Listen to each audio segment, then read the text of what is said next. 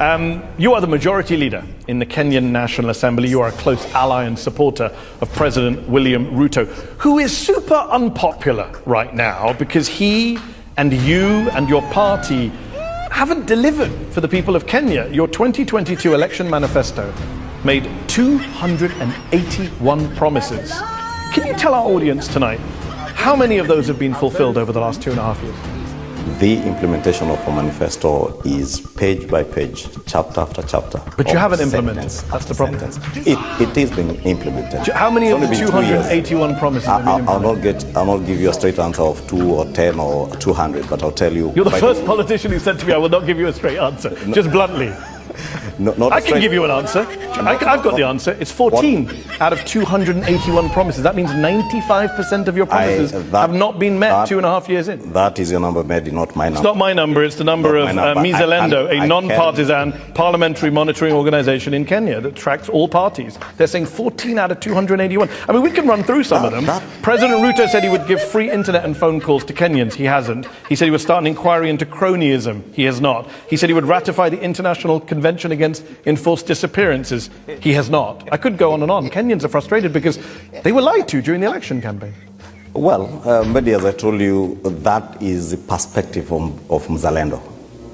And that is their target. Well, has he ratified the International Convention against enforced disappearances? We have ratified very many international conventions. But has he ratified the International Convention against He said he would do it straight as he comes to power. It's been 2.5 years. He could do it with a stroke of his pen. Why has he not done it? He is yet to ratify, but it is work in progress.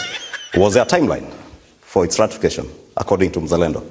Many things had timelines on. Was there a timeline? He said he would no timeline. He said he would do a public inquiry into cronyism within 30 days. Has he done it? Public inquiry? Yeah, a public inquiry to establish the extent of cronyism and state capture and make recommendations. Page 61 of your manifesto.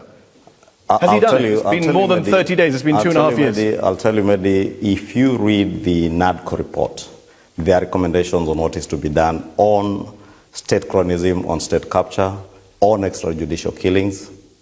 That is captured in the NADCO report. But you haven't done what the manifesto called for on multiple things. And look, you know, and you admitted, to be fair, that people are unhappy. There's a perception of the government that's unpopular. Kenyans have been most upset about the cost of living. And yet, when thousands of young Kenyans took to the streets in protest of your government last year, the finance bill, your government opened fire on them, killed them, forcibly abducted and disappeared them.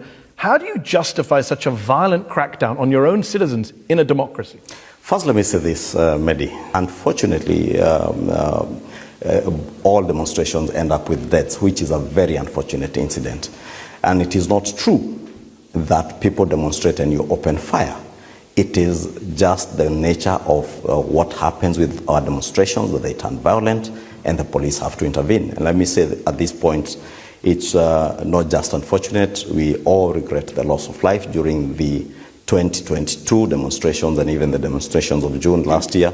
Unfortunate that lives had to be lost, but it was not that fire was opened on young. Yeah, the way you talk, lives had to be lost. No, lives were taken, right? People were shot in the head. I'll tell you from the last year's demonstrations, 3 are already in court.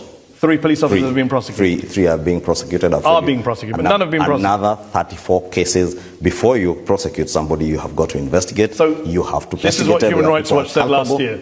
Bodies of people showing signs of torture continue to turn up in rivers, forests, quarries, mortuaries. The authorities have yet to investigate or prosecute anyone for these crimes. Kenya has a history of police brutality and lack of accountability for serious abuse. So you want That's Human Rights Watch. You want to believe what Human Rights Watch said, not what I'm saying? Yeah.